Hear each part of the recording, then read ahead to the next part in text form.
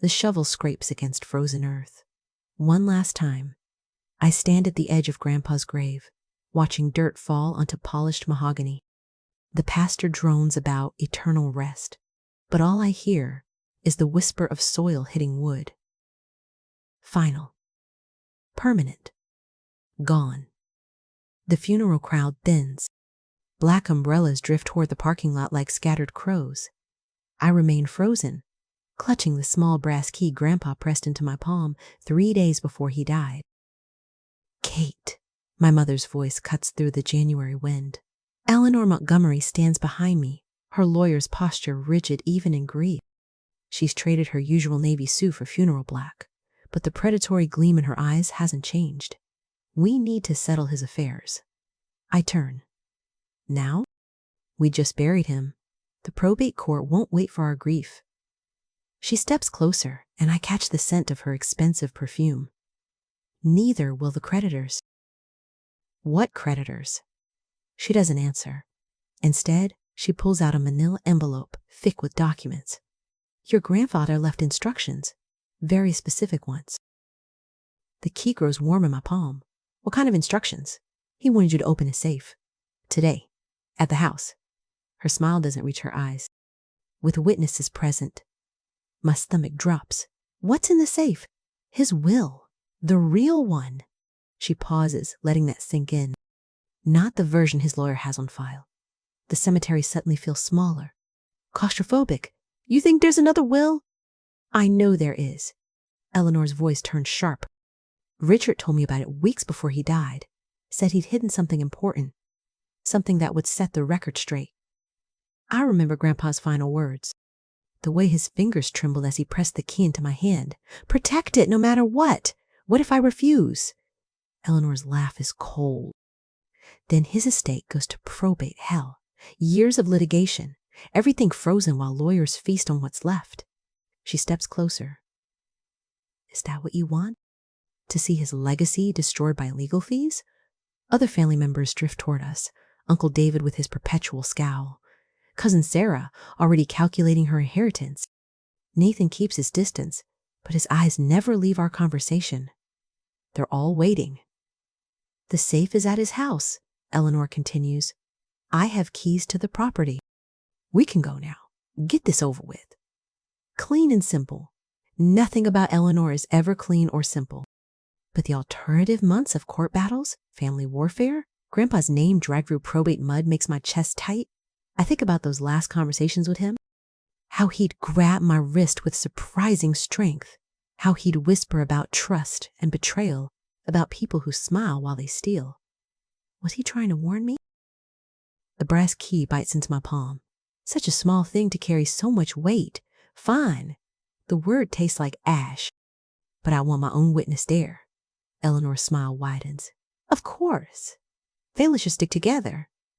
20 minutes later, we stand in Grandpa's study. The safe sits behind his desk, a black metal cube that's probably older than I am. Eleanor hovers near my shoulder while Nathan films everything on his phone.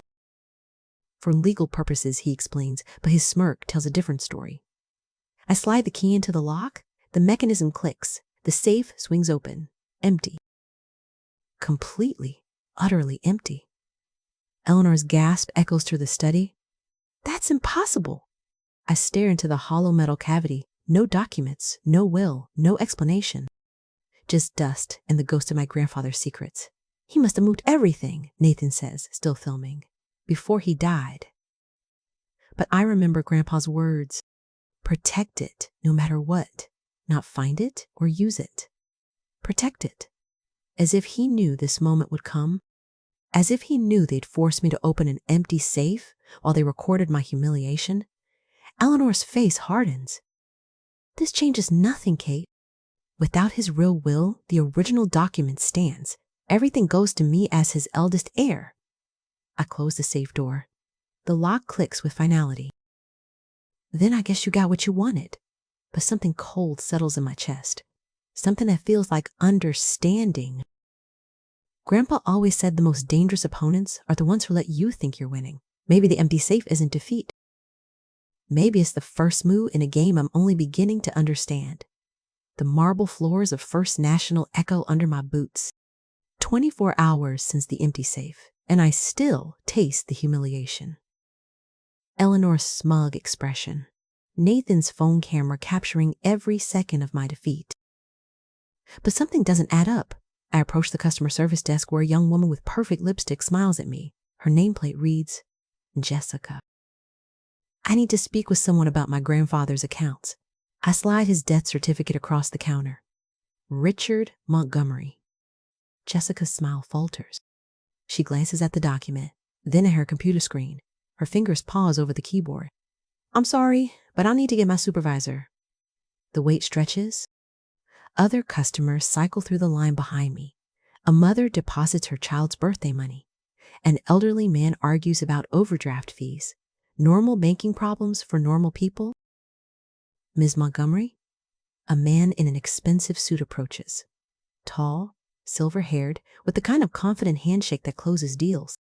His badge identifies him as branch manager Thomas Wheeler. I understand you're asking about Richard Montgomery's accounts. I'm his granddaughter, Kate. I hand him the death certificate. I need to know about any recent activity, transfers, withdrawals, anything unusual. Wheeler's face goes carefully blank. I'm afraid that information is confidential, even for family members. He's dead. I'm his heir. Do you have documentation proving that? Court orders? Probate paperwork? My chest tightens. The will is still in probate. Then I can't help you. Wheeler's tone shifts. Professional, but final.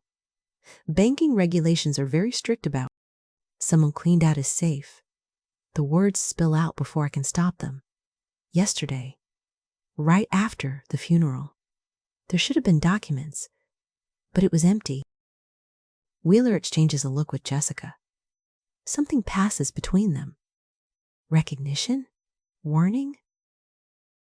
I'm sorry for your loss, Ms. Montgomery, but without proper legal documentation, my hands are tied. I lean closer. What aren't you telling me? Nothing. Banking privacy laws. Cut the bullshit. My voice carries across the marble lobby. Other customers turn to stare. My grandfather banked here for 40 years. He trusted you people with everything. Now he's dead and suddenly nobody can tell me anything? Wheeler's jaw tightens. Ma'am, I'm going to have to ask you to lower your voice. Or what? You'll call security? I laugh, but it sounds harsh even to me. My family thinks I'm hiding his assets. But maybe the real question is, what happened to them before he died? Jessica's fingers fly over her keyboard. Her screen reflects in her glasses, account numbers, transaction histories. Things I can't quite read from this angle. Wheeler notices her activity and shakes his head sharply. I think this conversation is over. He gestures toward the exit. Perhaps you should consult with your family's attorney. Eleanor's attorney, you mean. Something flickers in his eyes. I wouldn't know about that. But he does know. I can see it in the way he won't meet my gaze. And Jessica's suddenly busy typing. In the security guard who's drifted closer to our conversation. Fine. I pocket the death certificate. But this isn't over. Outside, the January air cuts through my jacket.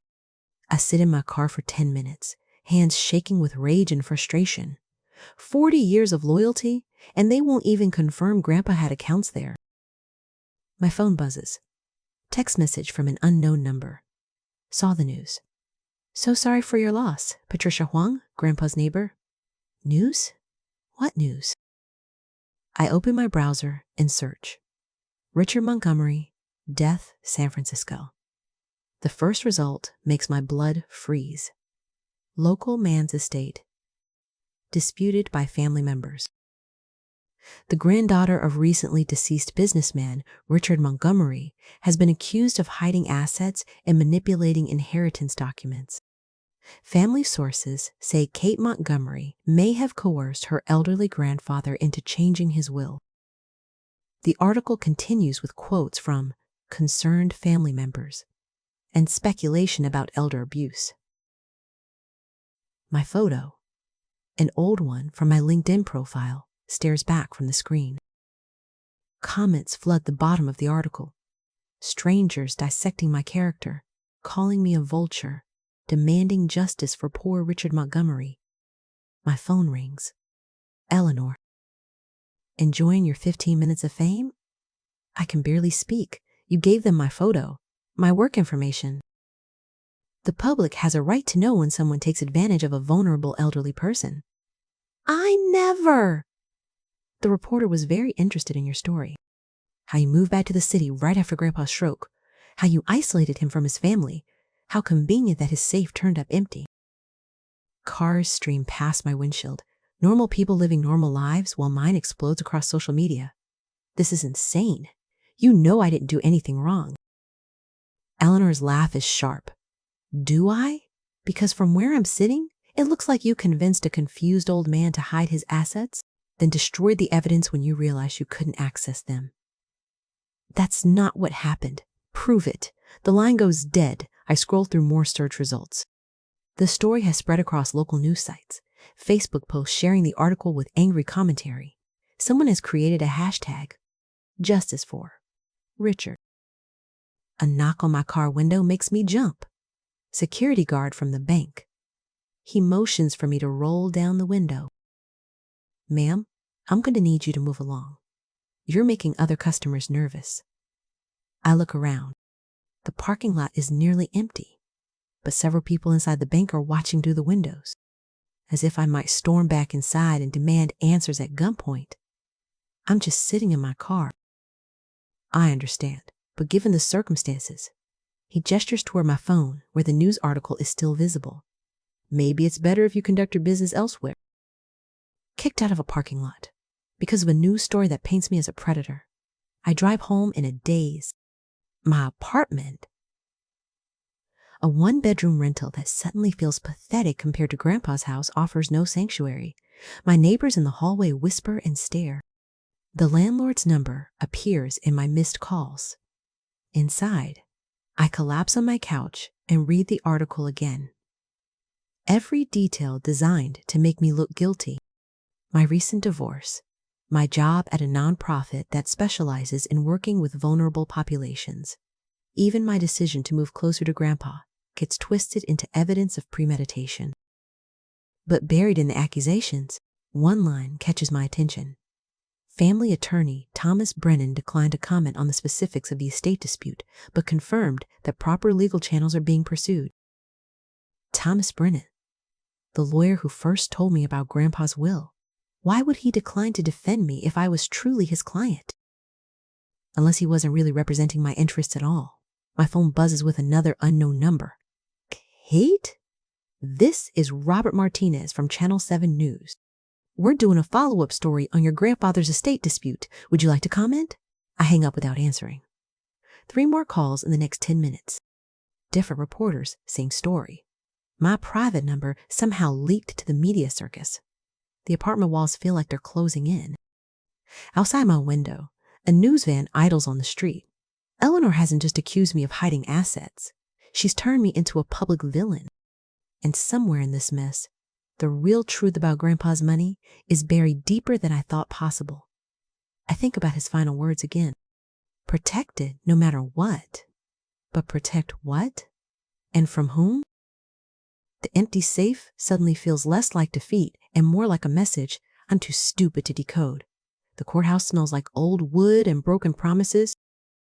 I sit in the front row, watching Eleanor's lawyer pace before Judge Harrison like a predator circling wounded prey. 3 weeks since the funeral. 3 weeks of whispered accusations and pitying stares. 3 weeks of everyone assuming I'm the granddaughter who tried to steal her grandfather's fortune. Your Honor, Attorney Williams says, adjusting his expensive tie, the evidence is clear. The defendant opened an empty safe, claiming ignorance of the will's contents. Yet she possessed the only key. Eleanor dabs her eyes with a tissue. Perfect performance. The jury eats it up. My public defender, a tired woman named Foster, who probably drew the short straw shuffles through papers with the enthusiasm of someone heading to their own execution. She's competent enough, but this isn't about competence. This is about Eleanor having money and connections while I have neither. The plaintiff has provided substantial documentation, Williams continues, producing a thick folder. Bank records showing the deceased's deteriorating mental state in his final months. Medical reports confirming early-stage dementia. Witness statements regarding his increasingly erratic behavior. The words hit like physical blows. Dementia. Erratic. They're painting Grandpa as a confused old man who couldn't remember where he put his own will. Furthermore, Williams says, we have security footage from the defendant's multiple visits to First National Bank in the weeks following her grandfather's death, clearly attempting to access accounts and safe deposit boxes without authorization. Heat floods my cheeks. Those visits weren't about stealing. I was trying to understand what Grandpa meant about protecting something, but explaining that would only make me sound more guilty. Judge Harrison adjusts his glasses.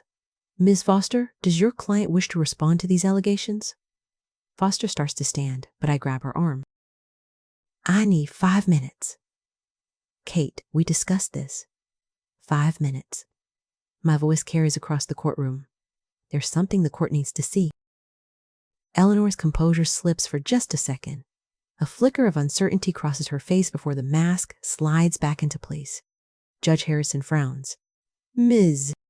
Montgomery, if you have evidence, it should have been presented during discovery. It wasn't evidence then, Your Honor. It was just a curiosity. I reach into my purse and pull out a manila envelope, sealed with red wax, like something from another century. The kind of seal Grandpa used on his most important correspondence. The courtroom goes silent. Your Honor, Williams objects, this is highly irregular. We haven't had time to authenticate. What is it, Ms. Montgomery? Judge Harrison cuts him off. I stand, holding the envelope like it might explode. 3 days ago, I received a call from First National Bank. They said they found this in Grandpa's safe deposit box, box 247. A box I didn't know existed. Eleanor's face drains of color. The bank manager, Mrs. Rodriguez, said Grandpa left specific instructions. If anyone came asking about his accounts or assets within 30 days of his death, she was to wait exactly 3 weeks, then call me. I pause, letting that sink in. Only me. Objection. Williams shoots to his feet. This is clearly fabricated. The envelope bears the bank's official seal, I continue, ignoring him. Witnessed by 2 bank employees and notarized. Mrs. Rodriguez is here today if the court wishes to question her. I turn toward the gallery. A middle-aged Latina woman in a navy suit nods from the 3rd row. Judge Harrison studies the envelope. Approach the bench. Both lawyers converge on his desk. I follow, my legs shaking. Ms. Montgomery, the judge says quietly, are you certain you want to open this here, in open court? Something in his tone makes me hesitate, like he's giving me one last chance to back down, to accept defeat gracefully. But I think about Grandpa's final words. Protect it no matter what. Maybe he wasn't talking about protecting his assets. Maybe he was talking about protecting me. I'm certain, Your Honor. He nods toward the court clerk. Break the seal. The clerk's letter opener slides under the wax. It cracks with a sound like breaking bones. Inside, a single sheet of paper and a smaller, sealed envelope. The judge reads silently. His eyebrows rise.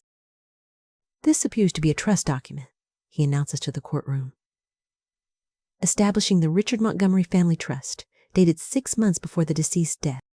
Notarized and witnessed by 3 parties, including, he pauses, checking the signatures, including attorney James Morrison from Morrison and Associates. Morrison, one of the most respected estate lawyers in the city. Williams's face goes white. Your Honor, we'd like to request a continuance to examine. The trust document names Kate Montgomery as the sole beneficiary. Judge Harrison continues, his voice carrying across the silent courtroom. Furthermore, it explicitly revokes all previous wills and testamentary documents. The assets in question, the house, the investment accounts, all personal property were transferred into the trust prior to Mr. Trust, prior to Mr. Proust. Montgomery's death. The small envelope contains a key, brass, identical to the one that opened the empty safe. but this one has a number etched into the metal, 204-7. Your Honor, I say, my voice steadier now. I believe this key opens the safe deposit box where the bank found this envelope. Grandpa left clues. He wanted me to find this, but only after. I looked directly at Eleanor, after I proved I wouldn't break under pressure. Eleanor stands abruptly. This is ridiculous. A dying man's desperate attempt. Sit down, Ms. Montgomery, Judge Harrison commands, but she doesn't sit. She turns toward the exit, William scrambling after her with his briefcase. The court finds in favor of the defendant, Judge Harrison announces. The trust document appears legally valid. This case is dismissed. The gavel falls. People start talking at once. Foster grins like she planned this whole thing. Nathan tries to approach, probably hoping to mend fences now that I'm not penniless. But I only hear silence. Victory tastes like nothing at all.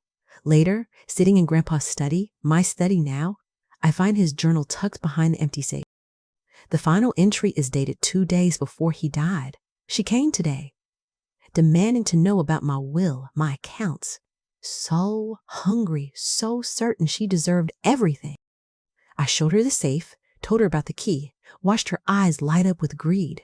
She thinks she's clever, manipulating Kate into opening it. But the real test isn't what's in the safe. It's what Kate does when she finds it empty. Does she rage?